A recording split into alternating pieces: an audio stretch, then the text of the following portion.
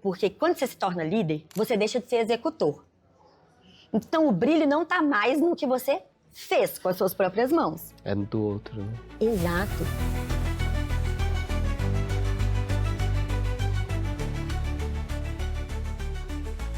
Bem-vindo, bem-vinda ao 001 Cast, nosso primeiro episódio, onde nós vamos entrevistar pessoas relevantes no marketing, pessoas que têm história, que construíram carreira e que, construindo carreira, desenvolveram algumas fórmulas que vão passar para vocês aprenderem como crescer, como desenvolver habilidades em marketing, mas o principal, como ser um líder a partir dessa década, né? Como que a gente consegue aprender com pessoas, consegue construir equipes que são fortes. Então hoje a gente está aqui com a Ana Beatriz. Ana Beatriz é uma super gerente de CRM Marketing aqui na Cogna Educação, já trabalhamos juntos várias vezes, além de tudo tem quase 1,90 m, mentira essa parte, né, Ana?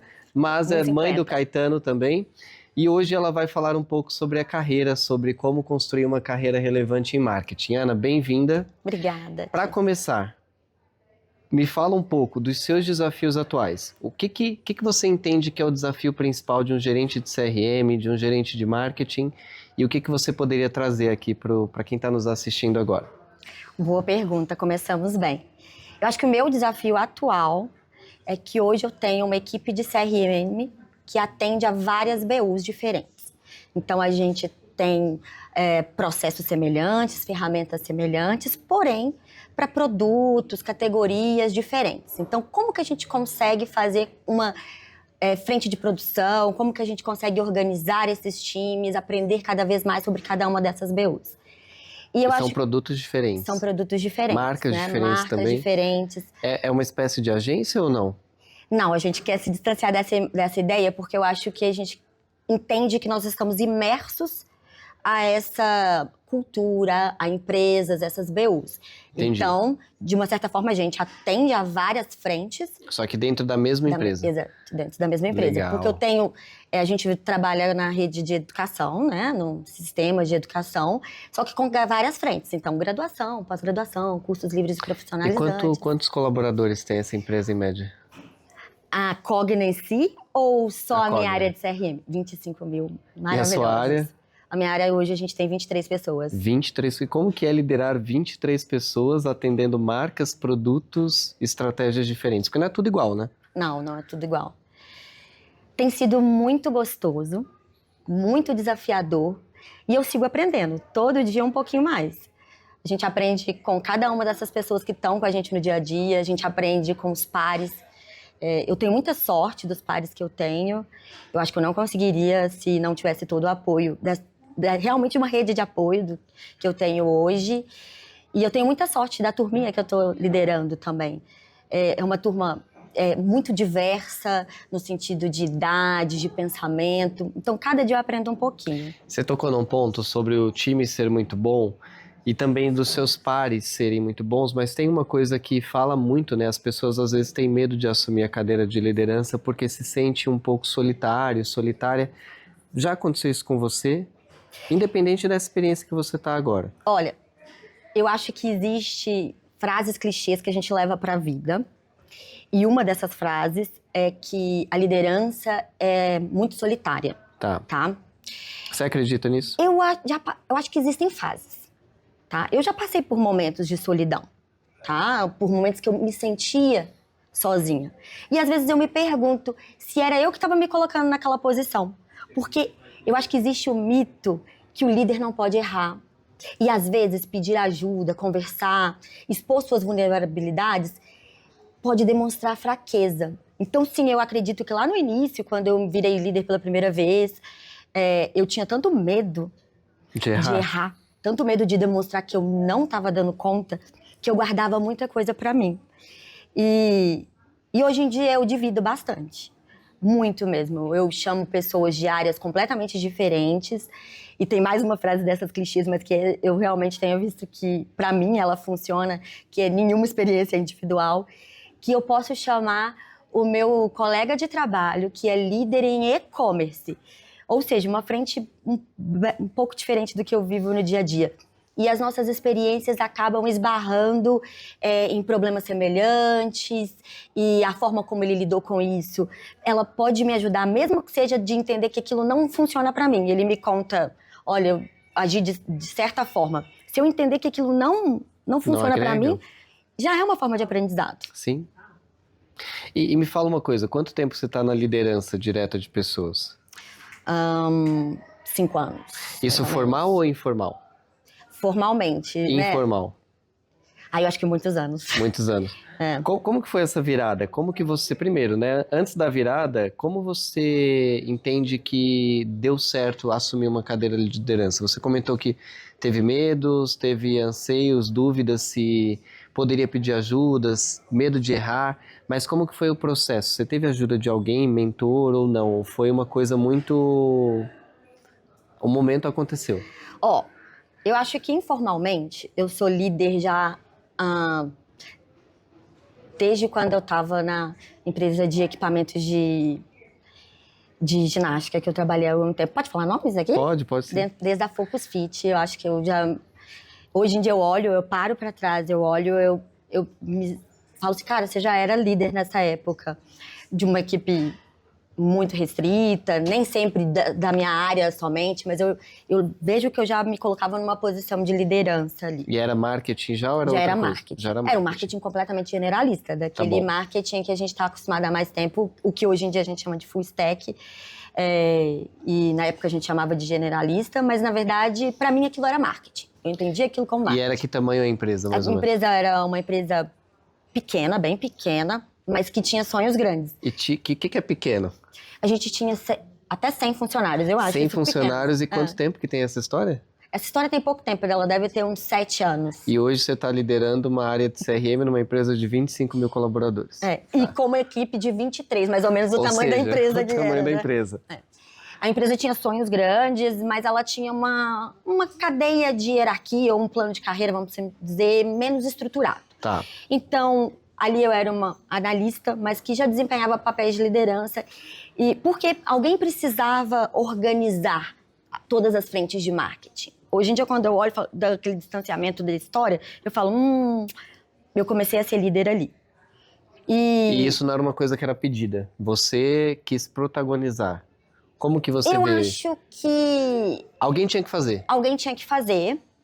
Os meus líderes naquela época enxergaram que eu tinha potencial. Então, eu era envolvida em assuntos mais executivos, assim, em assuntos um pouco mais robustos. E fazia parte do meu papel desenrolar isso com o resto da equipe. Ninguém me chamou de líder. Mas assim, por exemplo, você estava ali envolvida. Exato. E aí o final desse projeto também era responsabilidade minha, né? Porque precisava de alguém para fazer tanto o discovery do que iria ser feito e depois também a entrega dos resultados, né? De uma forma geral. Agora, eu gosto dessa história porque você, de alguma maneira, era incentivada a participar desses grupos, né? A gente fala muito do profissional que quer estar no palco, que ele quer ser relevante, quer construir autoridade, mas muitas vezes não tem tanto espaço ou até mesmo ele não sabe fazer. O que você acha que você fez naquela época que despertou o interesse das pessoas em te olharem? Eu assumo responsabilidades. O que é assumir responsabilidade? Quando eu enxergo uma oportunidade, eu tomo aquilo para mim e não espero e não esperava que me fosse totalmente delegado aquilo, tá? Então, por exemplo, vou dar um exemplo prático. Se eu estava numa dessas reuniões, ali naquela posição de analista, e era colocado que a gente precisava aumentar a receita do e-commerce para B2C, tá? Tô contando uma questão real. Eu não esperava que alguém me passasse todas as estratégias. Eu bolava, claro que eu avaliava, né?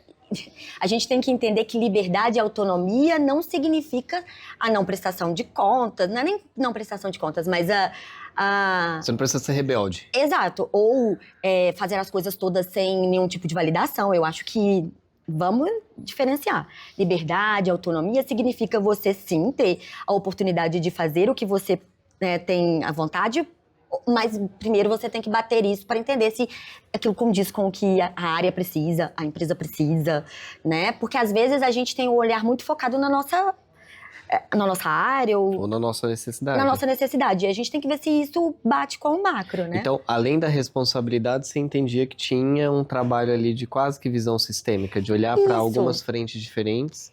Exato, de ver as frentes diferentes, conversar com diversas pessoas, conversar. Eu acho que eu sempre conversei muito. Eu sempre tive essa habilidade da escuta, tá? Apesar de sempre falar muito, mas também eu tinha a habilidade de não criar barreiras, de ir lá e falar: o que você acha disso? Como você pode me ajudar nisso? Você acha que isso vai ajudar? E eu acho que foi aí que eles identificaram: eu acho que ela tem uma capacidade boa de ouvir o que está sendo feito, pedido nas reuniões, levar para o time e organizar como isso vai ser entregue.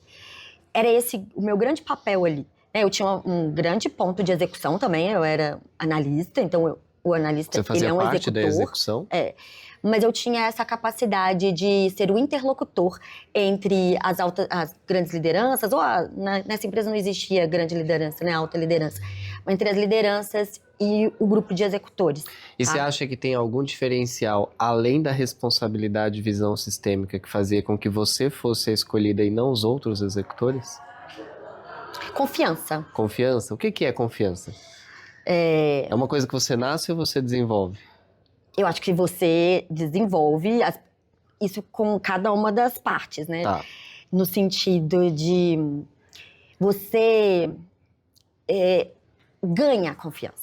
Por que, né? como ganho confiança? Eu acho que com transparência, muita transparência em todas as questões. Eu acho que no dia a dia, quando a gente vê que os ideais do que você faz estão alinhados com os ideais da empresa, né? E a transparência que você fala é com o seu líder, com o time?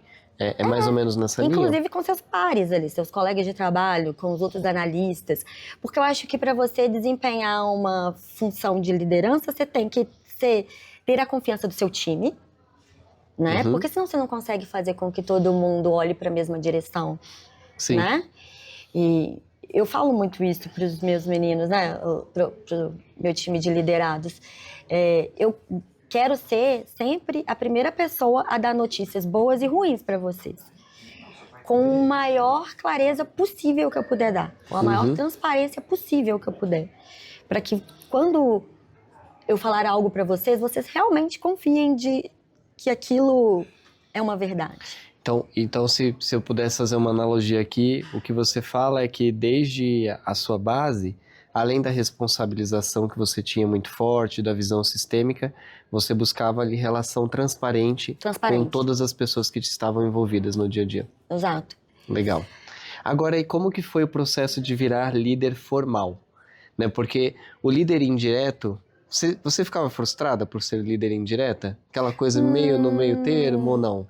Ou era uma coisa divertida? Era uma coisa divertida. Tá bom. Tá. Eu não passei por essa fase da frustração, talvez porque até eu virar uma líder direta, eu não tinha trabalhado muito tempo em empresas tão estruturadas com plano de carreira, tá? Eu acho que existem muitas pessoas que percorrem esse caminho. Eu fui passando por empresas menores e aí eu fui E você vai aprendendo muita coisa também, né? Exato.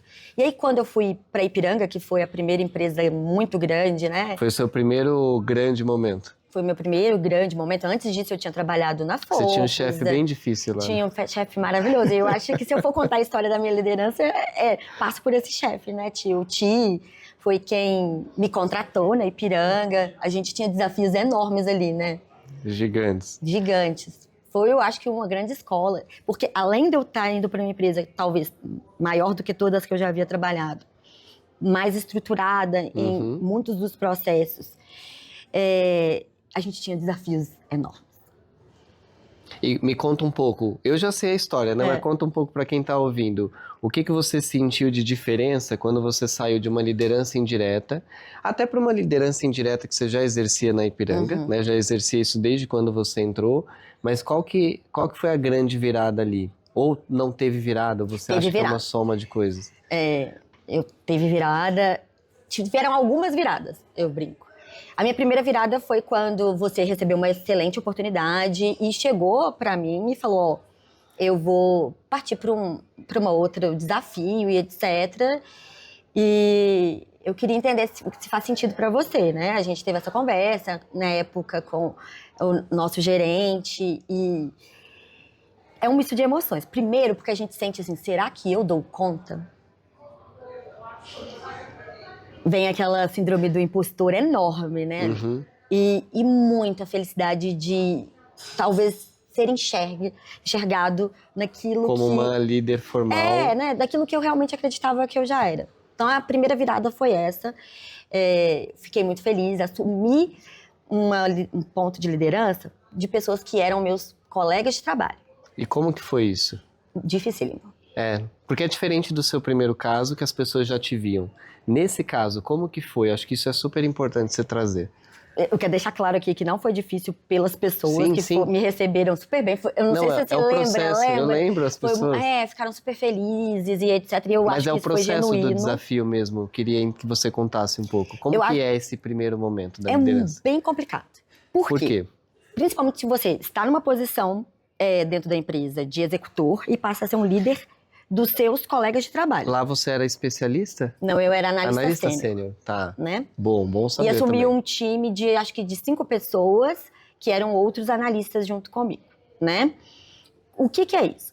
O primeiro ponto é que, primeiro, você vem cheio daquela expectativa de eu vou fazer tudo diferente, Aumentou porque eu o vou salário, ser um líder. E eu vou ser um líder eu aprendi tanto com coisas boas e ruins com os meus líderes anteriores e eu vou fazer tudo diferente. Quando você cai na cadeira de líder, você entende que existe muita coisa por trás e você começa até a entender de por que algumas pessoas agiam, né, de outra forma e etc. O segundo ponto, que eu acho que esse é o mais difícil, que é de fato você começar a liderar o que antes eram seus colegas de trabalho. E, gente, querendo ou não, colega de trabalho tem aquele momento do almoço, do cafezinho, do happy hour, que a gente senta e a gente fala do líder, fala da empresa. E, meu amigo, você virou. Virou a chave. Você virou. Agora você é o líder. Exato. Então, Você se retira do almoço para fofocarem de você. tem duas pontas, que é isso. É você entender que agora você é o lado fraco ali, né, entre os seus colegas de trabalho. E o segundo, existe uma expectativa enorme de você ser amado como líder pelos seus colegas de trabalho. Sabe aquela sensação de eu preciso ser o líder mais amado do mundo? Porque, pô, esses são meus colegas de trabalho. E eu acho que essa foi a virada, do tipo, você não vai conseguir agradar sempre. Sim. Você vai precisar ter conversas difíceis com pessoas que você gosta. E você vai ter que saber distanciar. Você vai precisar dar o feedback real para aquele seu colega de trabalho, que agora é o seu liderado. Porque se você não der o feedback, às vezes, mais duro que você consegue dar, ele não vai ter a chance de evolução. E aí trava tudo. Feedback não é um direito do liderado, é um dever do líder. Porque você tem que dar a oportunidade da pessoa de crescimento, melhorar. Então, acho que essa foi a minha primeira virada, assim. Demorou um pouco. E ainda para contar ainda dessa parte aí, já é completamente individual meu. Logo depois que eu virei coordenadora, que eu virei líder na Ipiranga, acho que assim, poucas semanas depois, o gerente, que era da minha área, ele saiu. Uhum. E então eu fiquei durante muito tempo ligada diretamente com uma diretora. Então era uma coordenação ligada a um cargo de alta gestão, né? Que são coisas bem opostas, né? Exato. Ela não tinha tanto tempo, tanta disponibilidade, assim, aprendi muito. Eu acho que foi uma aula para mim. Mas eu tinha menos tempo de, vamos dizer assim, mentoria. Eu não tive nenhuma mentoria formal, tá? Você até me perguntou isso, eu esqueci de comentar. Não tive. Deveria ter tido, E faria tá? diferença, Faria né? diferença. Eu Com deveria ter alguém tido. que é relevante, que já passou pelos caminhos, né? Deveria ter tido.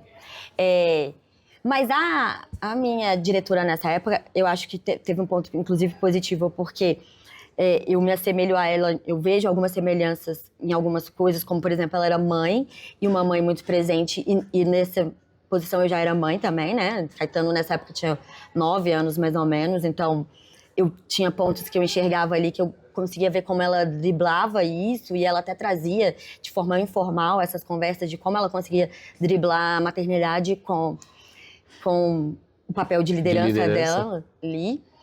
E eu lembro direitinho de um dia que ela me falou, aí fazendo jabá de livro, mas eu acho que vale a pena. Por favor. Que ela citou pra mim que a vida dela fez uma diferença, e ela falou isso de forma informal, tá? Ela não trouxe isso como um feedback estruturado. Que a mudança na vida dela foi quando ela leu o livro Pipeline da liderança, do Sean Caran, né? E aí eu comprei esse livro. Ou seja, lembra que eu comentei que lá atrás eu já pegava o seguinte, não precisavam chegar pra mim e falar assim, Ana, faça leia. isso. Mas se eu via uma oportunidade, alguma coisa de melhoria, de coisas que eu poderia fazer, de forma de protagonizar alguma coisa, tá? Não só no sentido de, eu quero fazer isso porque eu vou crescer, mas de evolução mesmo, profissional, pessoal, eu tomava pra mim. E aí eu li o livro Pipeline da Liderança e eu acho que ele foi um divisor de águas na minha liderança. Eu entendi onde eu estava pecando, porque quando você se torna líder, tem uma questão muito interessante, eu acho que todo mundo passa por isso, que é, você deixa de ser executor. Então o brilho não está mais no que você fez com as suas próprias mãos. É do outro, né? Exato. E enxergar a beleza nisso, às vezes é difícil. Parece clichê falar isso, ou parece que, eu não vou passar por isso, mas não. Porque são vários sentimentos envolvidos. Primeiro, como eu vou levar isso, demonstrando que esse é um trabalho da minha equipe e não é meu. Existe esse medo no recém-líder, né? De não tomar créditos ou de como valorizar os seus liderados em relação a isso. E eu gosto de executar. Eu adoro escrever um e-mail, fazer um push. Gente, se deixasse, eu ficaria o dia fazendo isso. Mas você tem que parar de virar fazer a chave, isso. Né? Exato. Agora, Ana, a gente está quase caminhando aqui para o fim. Me fala uma coisa. Para essa virada de chave, você entende que tem uma fórmula, tem um método que você seguiu? O que você recomenda para quem está nos vendo agora conseguir virar essa chave? Porque boa parte da nossa audiência é um profissional de marketing, é um analista, às vezes até um especialista também, e está na cara do gol de virar líder. Essa pessoa precisa, inclusive, saber quais são as competências. Você falou de várias, né? Várias, inclusive, relacionadas à carreira, mas legal, ela desenvolveu essas competências, assumiu a cadeira. Deixa um recado final de como virar essa chave. Tá. Eu acho que existem algumas coisas, sim, que a gente pode fazer que vai te ajudar a caminhar com menos dor, tá? Que se eu pudesse voltar e dar esse recado para Ana Beatriz de 4, 5 anos atrás, eu acho que teria sido mais fácil. Eu acho que uma das coisas mais importantes quando você senta num papel de liderança, entenda aonde você está chegando. Não chega tentando mudar tudo de uma vez. Por N motivos. Primeiro, porque você não pode pegar um monte de coisas e colocar numa caixa que você acha que ela é certa. Na verdade, você tem que entender que monte de coisas são essas para encontrar a caixinha que melhor acomodará. Tá? Então escute, entenda. Não tenta sair executando tudo de uma vez, mudando tudo do time, fazer tudo ficar com a sua cara de uma vez.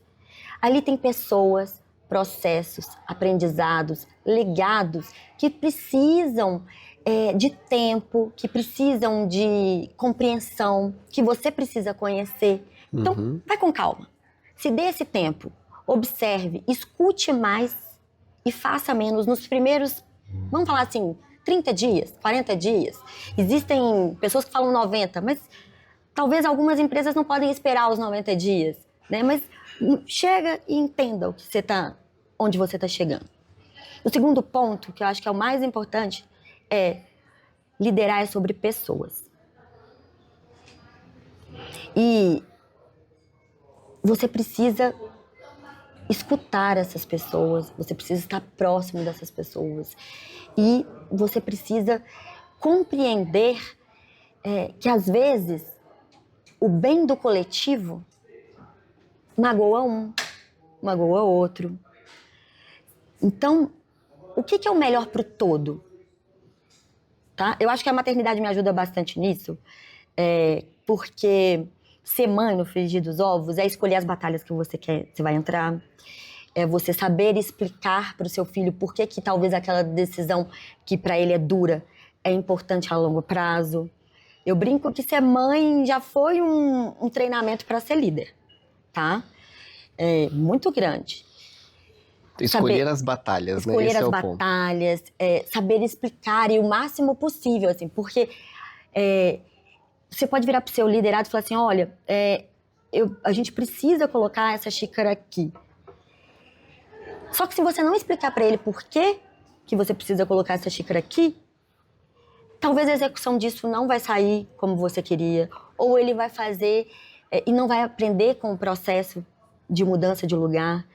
E a maternidade me ensinou isso. Então, se eu falo pro meu filho, eu preciso que você tome banho agora, ele vai falar, que chatice, eu tô aqui jogando videogame. Mas se eu falar, eu preciso que você tome banho agora, porque tá ficando muito frio, mais tarde vai ficar mais frio ainda, você pode pegar um resfriado. Ele vai fazer entendendo por que ele tem que fazer aquilo. E eu acho que isso com o liderado é o mais importante. Que é a ideia da transparência, né? Que é a ideia da transparência. Ó, Ana, agora, pra gente finalizar aqui, vou fazer um bate-bola super rápido. A gente vai precisar te chamar de novo, inclusive, né? Pra falar só sobre CRM, a gente chama um segundo. Mas você acha que... Só me responde uma palavra, não precisa justificar. É necessário desenvolver mais habilidade técnica ou soft skill? A liderança é sobre soft skill. Tá. Você prefere jogar junto ou desenvolver heróis? Jogar junto. Tá. Por último, quando você pensa na Ana de 8 anos atrás, o que mudou, em uma palavra? Ai, muita coisa mudou. Difícil achar uma palavra, mas eu acho... Maturidade. Maturidade. Aí, você acha que os novos líderes, eles vão ser classificados por maturidade ou por eles saber ter resiliência? Resiliência. Tá bom. É um trabalho de resiliência. Bom. Tá. E maturidade traz resiliência, né? Exato. E o inverso também, né? Então, legal. Ana, a gente está encerrando aqui o podcast. Esqueci de falar, a gente está sendo patrocinado pela VUMP, tá? A VUMP é a nossa parceira aqui de plataforma, onde ficam disponibilizados os nossos cursos. Vou já te fazer um convite para você voltar uma segunda vez para a gente falar sobre CRM, sobre estratégia de marca, como constrói marketing, principalmente em universos tão complexos. Eu sei que você viveu isso lá na Ipiranga, que era uma base bastante grande. Mas deixa uma mensagem final para essas pessoas que estão te vendo, que estão aí na cara do gol de assumir uma liderança, que estão tentando emplacar. O que você recomenda para eles em um tweet rápido e para a gente se encontrar aí numa próxima? Seja protagonista da sua carreira. Eu acho que essa foi uma frase que eu escutei e que eu levo para mim. Não dá para esperar tudo do seu líder, do seu colega de trabalho. Grande parte disso é construído por você, né? E se você não se enxerga invisibilidade, ou se você acredita que você está sendo injustiçado dentro daquele lugar, é melhor procurar um novo lugar. Legal. Então, assuma a responsabilidade, né? Assuma a responsabilidade. Boa. Então, Ana, obrigado mais uma vez. Obrigada. Você que nos acompanhou, reveja esse bate-papo quantas vezes forem necessárias. Eu acho que tem muita coisa aqui que dá para você tirar insight. E o mais importante, o que a Ana comentou aqui sobre ser protagonista, eu acho que é um excelente final. A gente nem combinou isso, né? Mas não tem como crescer a carreira se não for por meio do protagonismo e usando todas as habilidades que inclusive ela trouxe. Se você quer se desenvolver como líder, aprender cada vez mais a desenvolver a sua carreira, já segue a 001 Educação. Aqui nos comentários também tem um link, que é onde você pode acessar os nossos eventos, receber documentos gratuitos e também participar das nossas lives e produções. Lá a gente também tem um treinamento que desenvolve novos profissionais da liderança em marketing, então já segue, já deixa sua inscrição para você começar a acompanhar aqui o nosso canal. E Ana, mais uma vez, super obrigado. Adorei, foi meu primeiro e que bom que vai ter uma segunda parte, né? Porque eu... Exato, na próxima parte a gente vai falar bastante sobre o CRM, já está mais do que convidada. Em breve você volta aqui. Combinado, fechado. Combinado? Até mais, obrigado pessoal, Tchau, até logo. Pessoal.